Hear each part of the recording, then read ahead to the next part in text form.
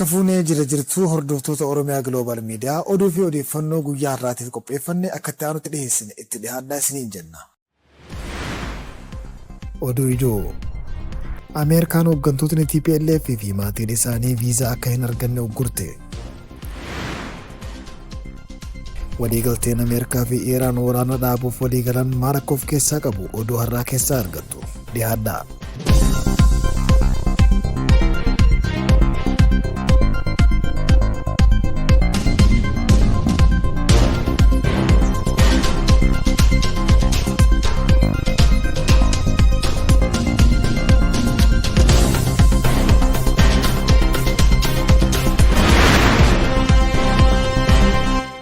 Muddamni kaaba Itoophiyaatti uumame waraana deebisee dhaluu akka danda'uu fi nagaaf tasgabbii naannichaa balaarra akka buuse beeksise ministeerri dhimma alaa Ameerikaa.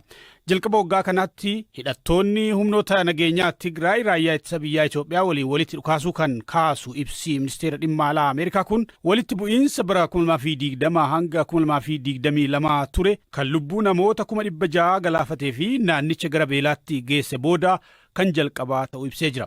Kaaba Itoophiyaatti sodaa waraanni ni deebi'a jedhuun namoonni 100,000 lakkaa'aman qe'ee isaaniirraa baqachuu ibsee jira ministeerichi. Ministeerri dhimma alaa Ameerikaa Maarko Ruubiyoo hoogganoota TPLF mata jabeeyyii ta'anii fi maatii isaaniirraa tarkaanfii uggura viizaa kaa'uu ibsamee jira. Har'a akkaataa seera lammummaa fi immigireeshinii keewwata 212 jalatti aangoo kennameefiin ministeerri dhimma alaa Ameerikaa Maarko Ruubiyoo hoogganoota TPLF mataa jabaatanii fi miseensota maatii isaaniirratti tarkaanfii uggura viizaa fudhatanii jedha ibsi kun. Imaammanni uggura viizaa kun namoota furmaata rakkoo nageenyaa Tigraay gufachiisuu keessatti gahee qaban irratti akka raawwatamu ibsamee jira. Ameerikaan qondaalota TPLF fi maatii isaanii kanneen uggurri viizaa kun ni ilaallata jettuun maqaadhaan hin eerre. Ameerikaan ammallee uummata Tigraay dabalatee uummata Itoophiyaa nagaa fi kabajaan akka jiraatan waliin dhaabbachuu itti fuftii jedha ibsi kun. Aangawoota TPLF fi namoota biroo kanneen nagaa fi tasgabbii naannichaa balaarra buusan saaxiluu fi itti gaafatummaa jala oolchuuf tooftaalee jiran hunda hojiirra oolchuu itti fufnaa jedha. Muddamni mootummaa federaalaa fi naannoo Tigraay gidduutti dhalachaa dhufe gara waraanatti geessuu danda'a yaaddoon jedhu jabaachaa dhufee jira.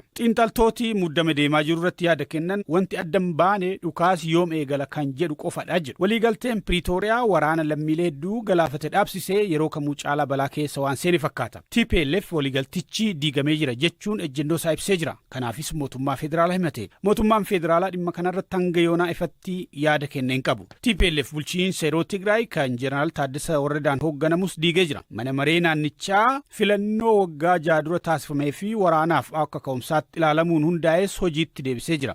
Manni maree kun immoo Dr. Dabratsiyoon Gabramikaa'el pireezidantii akka ta'an filatee jira. Naannichatti dargaggoonni waraanaaf bakkeewwan garaagaraatii guuramanii mooraa leenjii waraanatti geeffamaa akka jiran BBC'n gabaasa tibbana baaseen mirkaneeffatee jira. Dhaabbanni mirga namoomaaf falmuu Human Rights First Itoophiyaa jedhamu qaamonni nageenyaa Tigraay naannicha keessatti sochii babal'aa dargaggoota waraanaaf guuruu fi humna waraanaaf nama fo'uu raawwachaa akka jiran eeruun ibsa baasee jira. Godinaaleen kaaba bahaa, giddugaleessaa fi bahaa jedhaman iddoowwan namoonni karaarraa, hojiirraa fi iddoowwan bashannanaatii waraanaaf guuramaa itti jiran ta'uu eeree jira. Dhaabbanni mirga namoomaa kun paartileen mormituu naannoo Tigraay, Arannaa Tigraay fi Simbirat ibsa baasaniin TPLF loltoota duraanii milishootaa fi dargaggoota Tigraay dirqamaan leenjii waraanaatiif guuraa akka jiruu fi kaampiiwwan hin beekamnetti geessaa akka jiru himatanii jiru. Biiroon bulchiinsaa fi nageenyaa naannoo Tigraay dargaggoota Tigraay fo'aman waraanaaf leenjisaa akka jiru BBC afaan Tigriffaatti kan hime yoo ta'u adeemsi fo'uu yookiin calallii garuu mootummaa naannootiin raawwatamaa jedhee jira. US fi Iraan dhukaasa dhaabuun akka itti fufu waliif mallatteessuu White House BBC'f mirkaneessee jira. Pireezidantiin US Donald Trump waliigaltee ulaa Hormuz bansiisuu danda'a jedhamee abdatamu kana wayita Faransaay kora G7 irratti hirmaataa jiranitti mallatteesseera. Waliigaltee wal hubannoo jedhamuun kan beekamu dookumentiin qophaa'e kun qabxilee 14 hammateera. Waliigalteen kun US, Israa'elii fi Iraan waraana walirratti bananii ji'oota 4 booda waliigalame jechaadha. Ofii qabxilee ijoon waliigaltee kanaa maali? Tokko tokkoon halaallu. Ka jalqabaa adda waraanaa hundatti dhukaasa dhaabuudha. Waliigaltee kana keessatti toora jalqabaa irratti US, Iraanii fi kanneen hirmaannaa qaban hundi Libaanos dabalatee adda waraanaa hundatti opereeshiniin waraanaa hatattamaa fi itti fufinsaan akka dhaabatu ni labsaa jedha. Gama US'n President Trump Opereeshiniin waraanaa Israa'el Hezbollaa irratti geggeessitu waliigaltee kana danqa kan jedhu yaaddoo qaba. Iraan gamasheen dhimmi Libaanos waliigaltee waraana dhaabuu kana keessatti hammatamuu qabaa jetti. Qabxii lammataa dhimma biyya walii keessa galuu dhiisuudha. Waliigaltee kana keessatti qabxii ijoon US'if Iraan birmadummaa biyyaa fi walabummaa daangaa biyyoota lamaanii akka kabajamu ibsa. Qabxiin kun biyyoonni lamaanuu dhimma walii keessa galuu akka dhaaban akeeka. Kun gareewwan mormitootaa Iraaniin akka waan gaariitti waan hubatamu hin fakkaatu. Qabxii sadaffaan dhukaasa dhaabuu guyyoota 60 dheeressuudha. Guyyaa biyyoonni lameen waliigaltee kana mallatteessan irraa eegalee kan lakkaa'amu guyyaan kun wal hubannoo biyyoota lamaaniin dheereffamuuf danda'a.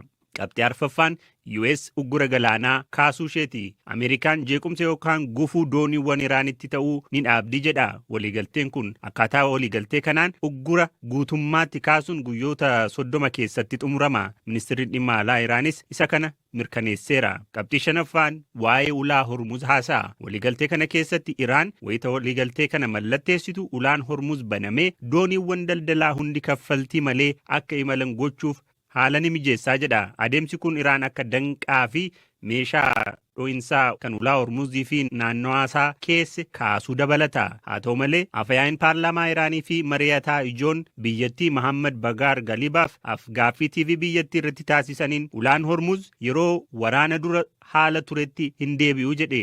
Iraan ulaa Hormuz irratti to'annoo qabdi. Akkasumas tajaajila keenyaaf kaffaltii fudhachuu itti fufnaa jedheera. Kun waliigalticha danquu danda'a. Pentaagoon Iraan waliigaltee US waliin mallatteessite hin kabajju taanaan deebinee karra bishaanii itti cufnaa jedheera.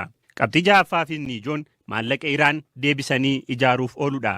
US fi michoonni ishee maallaqa Iraan deebisanii ijaaruu fi dinagdee ishee dandamachiisuuf oolu yoo xiqqaate $300 biliyoona ramaduu ilaalchisee karoora waloo ni baasuu jedha. Dhimma kanarratti waliigalteen dhumaa guyyaa 60 keessatti irra ga'amaa jedhamee eegama. Kanumaan wal qabsiisee qabxii 7ffaa irratti kataa'e US qoqqobbiiwwan dinagdee hunda Iraan irra keessee turte kaasuu ilaallata. Qoqqobbiiwwan kunneen kan mana maree nageenyaa dhaabbata biyyoota gamtoomaniin mirkanaa'anii fi Ameerikaan sagalee guutuun labsite hunda ni dabalata. Haa ta'u malee yeroo kun itti raawwatu hin ibsamne. Qabxii 8ffaan Iraan meeshaalee waraana niwukileeraa hin qabaattu ka jedhudha. Biyyoonni lamaanuu US fi Iraan waa'ee yuuraaniyeemii Iraan gabbistee of harkaa qabdu irratti mari'achuuf waliigalaniiru.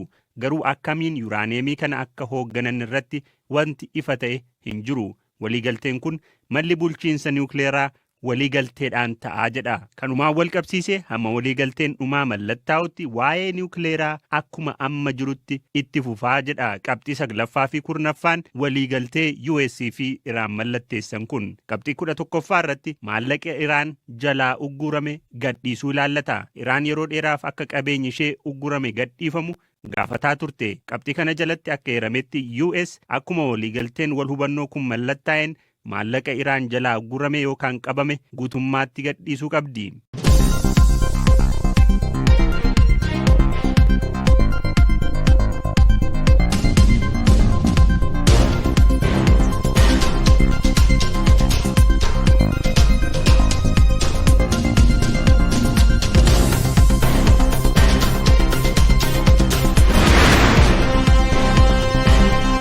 fi odeeffannoo guyyaa irraatiif qopheeffannee asirratti xumurra. Toora miidiyaa hawaasaa keenya chaanala yuutuubii keenya sabiskiraayib godhaa. Fuula feesbuukii keenyas fooloo godhaa isiniin jenna. Nagaatti.